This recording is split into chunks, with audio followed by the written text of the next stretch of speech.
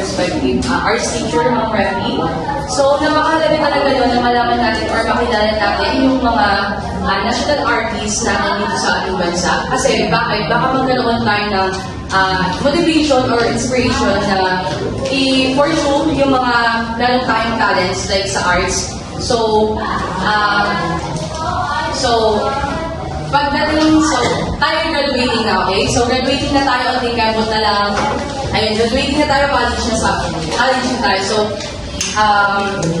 speaking of college, sa college kapag graduating na tayo, maaari tayong makatanggap ng Latin honors or anything na awards na meron tayo. If inayos or ginalingan natin. Okay, sa mga nag-iingay dyan, tatawagin natin dyan na station. Okay, so, kung pinagbutihan natin sa college, if we are a graduating student na, maaari tayong makatanggap ng awards na summa, magna, and cum laude.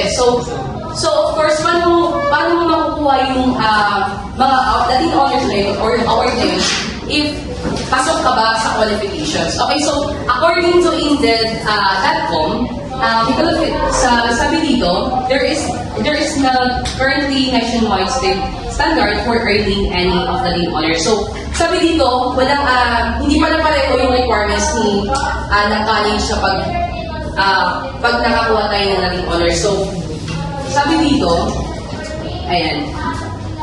So, cum laude, top 20% students are those with GPA between 3.5 and 3.7. So, kapag naabot mo itong average na to, so cum laude ka na agad.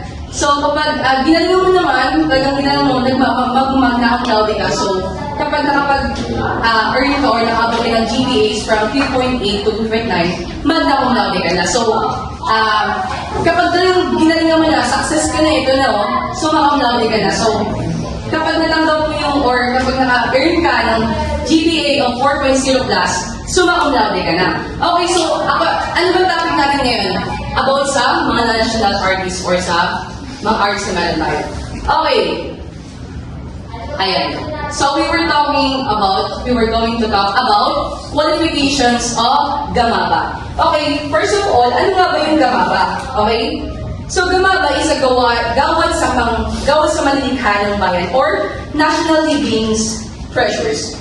Okay? So, kailan nga ba na-establish si GAMABA Award? So, na-establish siya noong na-establish siya in 1992 through Republic Act number 7355 until 2012. Okay, so lahat tayo pwede tayo makatanggap or pwede tayo maging GAMABA awardees kapag sustain or nagawa or meron tayong pasok tayo sa qualification ni GAMABA. So, ayan, ang daming sinasabi ng general ganito ganyan.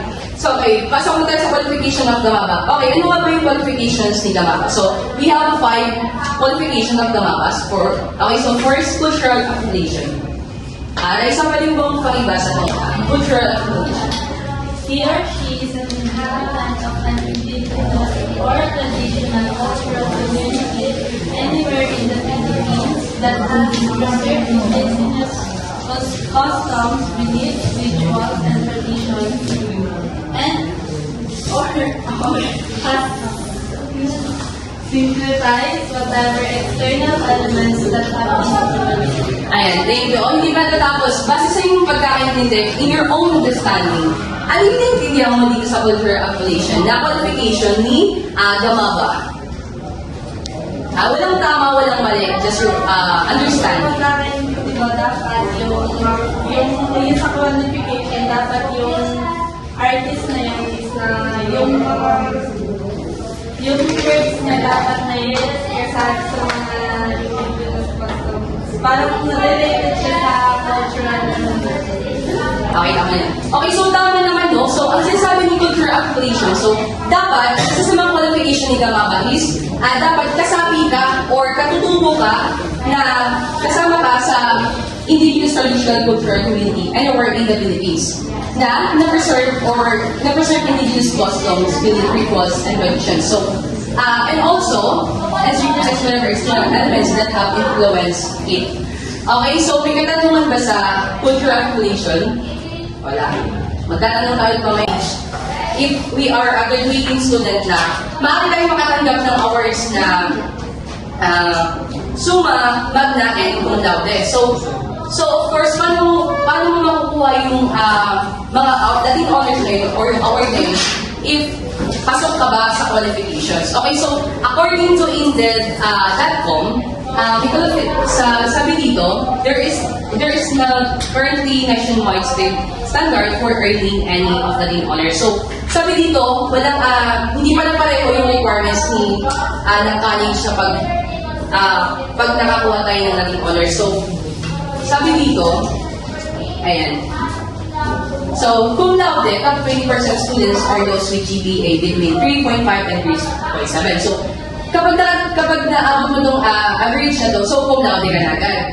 So, kapag ginagawa mo naman, mag-cum laude ka, so, kapag nakapag-earn ka or nakabot ka ng GPAs from 3.8 to 2.9, mag-cum laude ka na. So, kapag ginalingan mo na, success ka na, ito na, so mag-cum laude ka na. So, kapag natanggap mo yung, or kapag naka-earn ka ng GPA of 4.0 plus, summa cum laude ka na. Okay, so, ano ba topic natin ngayon? About sa mga national artists or sa mga arts na meron tayo. Okay. Ayan.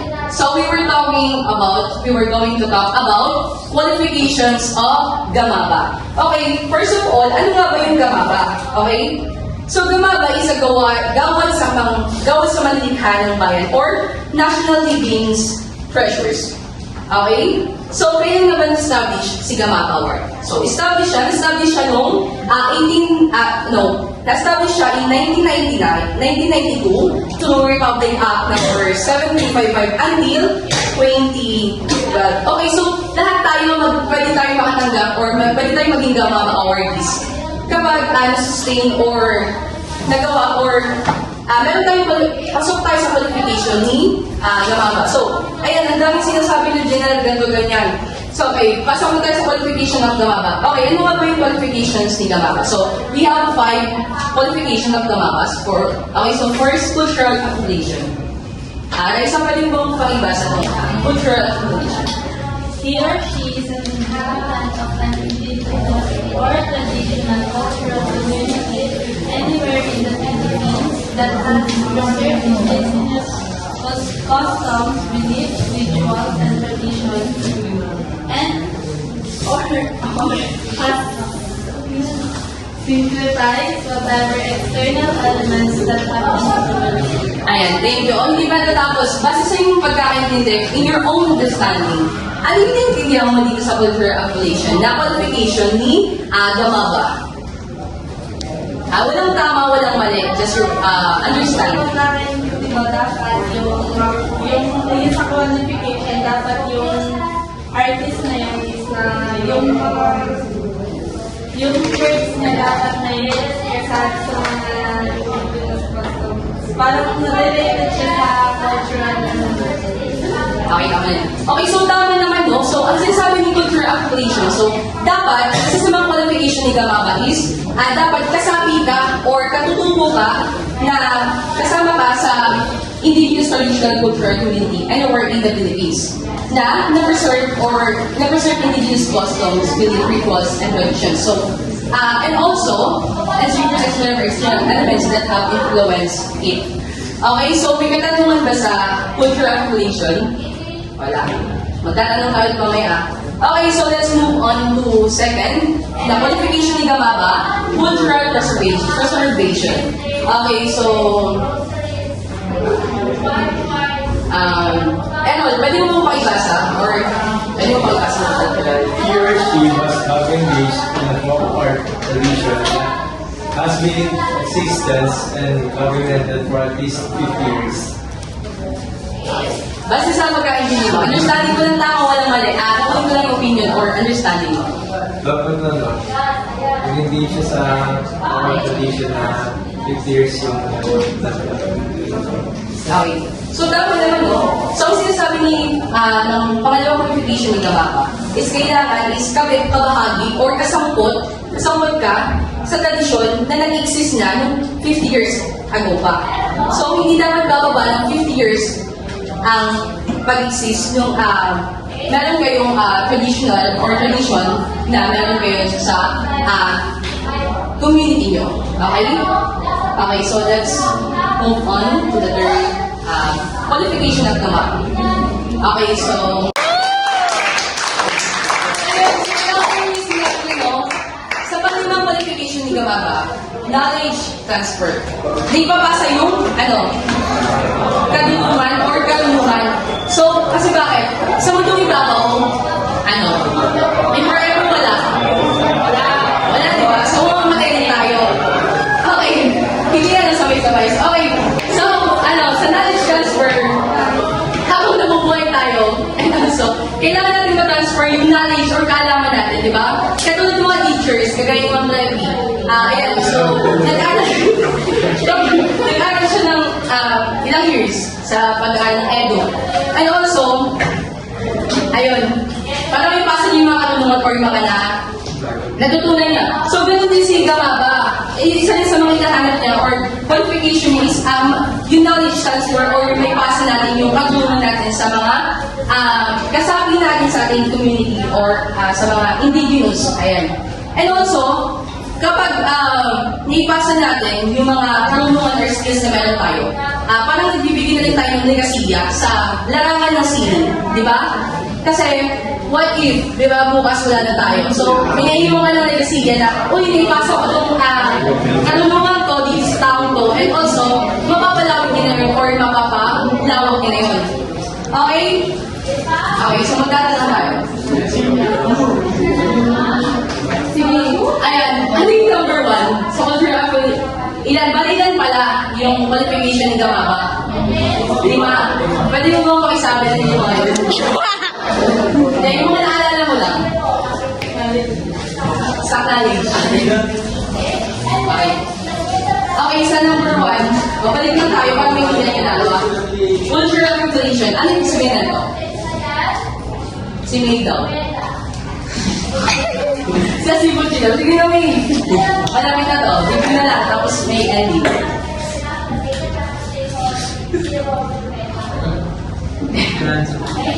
Escalada daw.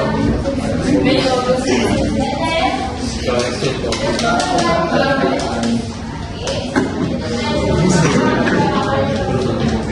Color pen?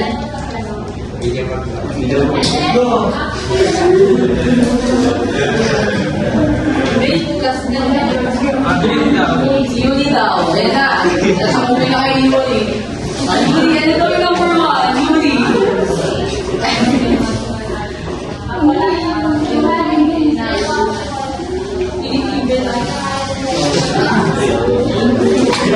Ayan, okay po yun. Isa sa qualification ng Gamabas, kailangan yung mga karoon is affiliated siya sa community kung saan ay merong mga parang yung mga indigenous and traditional cultures, tapos yung mga beliefs na nag-represent ang mga yun. Okay, so tama naman si Yuli, no? Okay, so review lang. As number 1, cultural condition, kailangan kasabi sa isang quote na may own culture, may own na paniwala, may own ritual. Yan. So, and at the same time, may pasa from old generation to new generation. Okay, so pangalawa, cultural preservation. Mabilis lang, kahit hindi lang. Si Ben daw. And then, and cultural preservation. He or she.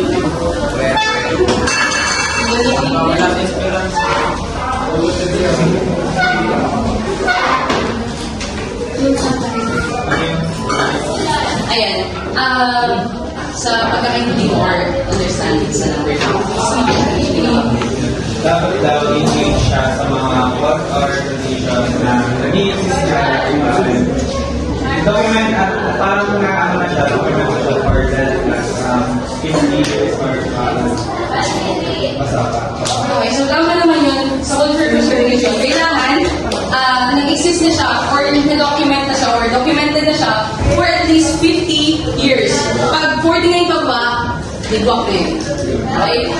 Number 3, consistency in excellence. Meron na. Bilog. Stay down. Number 3, review na lang.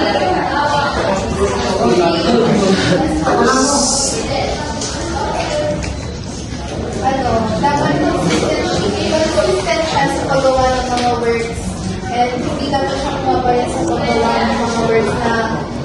Pero yung mga words na yun, dapat required na rin hindi lang basta gumagawa ng mga words na yun.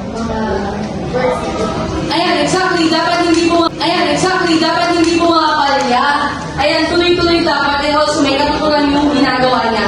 Okay, number 4, mastery of traditional art. Sige daw. Sige daw. Mastery of traditional art.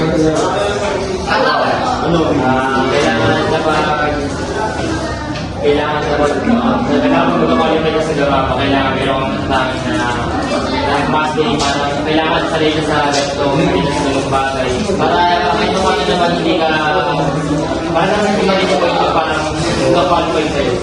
Tama, okay? Extraordinary, no? Hindi na siya ordinary, extraordinary.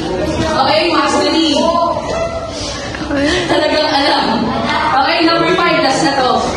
Leader, knowledge, transfer.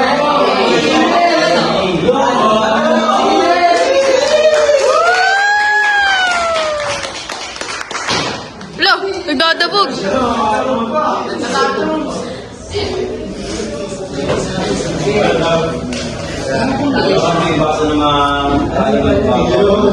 Ayan na. Okay, tama naman, no? Kailangan natin may pasa yung panunungan or skills na meron tayo sa ating sasapuan or community. Okay, so tapos na tayo. Okay. Meron na. Okay, sa'yo na? Yung limang yun?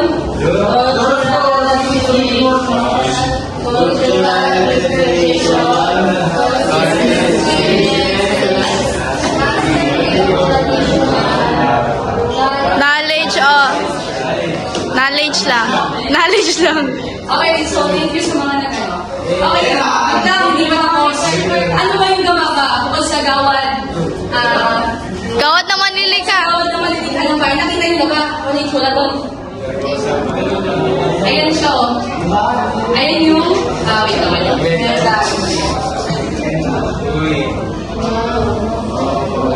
ayan. Wow. Ayan yung gumaba word na pinipili sa mga natanging piniyambag sa lalatan ng sini. Okay? So, ano yung papansin niyo dito? May answer. Ayan. Lupin. May sinasabi sa lalay, tama. Ano? Kasi napapansin nyo, meron siyang simbolo. Okay, so, paibasa ka. The Gamamba logo, also known as the Gawad sa Mandilikan Bayan logo, features a silent human form inspired by traditional heroes and the phrase Mandilikan Bayan. Sige, tatanungin ko kayo kung nag-iingit ka. National living treasure. Written in ancient Baybayin script, the human form element symbolizes the awardees' mastery of their craft and their role in preserving Philippine cultural heritage, while the Baybayin script grounds the award in traditional Filipino culture. Okay, binigyan ko, ano daw yung sinabi niya? Ano yung sinabi niya? Kung nasa ano to? Ano daw sinusymbolize na itong binibigay sa mga... Ayan, basta sa narinig mo, thank you yan. Ano sinusymbol na ito?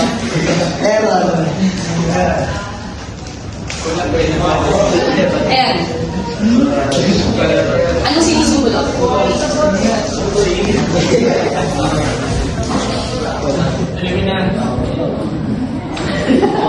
Meron sa tao. Meron sa tao, no? Ayan. In conclusion, yung Gamamba logo daw is, known daw sa Manilika ng Bayan logo features style is human form. inspired by traditional float designs and the phrase, Manilikha ng Bayan, which translates to National Living Treasure. In English, written in ancient by Bayan script, the uniform elements symbolize the award's mastery of their craft and their role in preserving Philippine cultural heritage. By the way, Bayan script of Crown Award feature. Okay, sinisimbolo niya is yung tao. Ayan, ito yung tao. Ayan, yung mga nabibigyan ng award ng kamaba. Sinisimbolize niya is, ayan, tao. Ayan. Ayan, natin patagal siya. Okay, thank you sa mga nag-participate.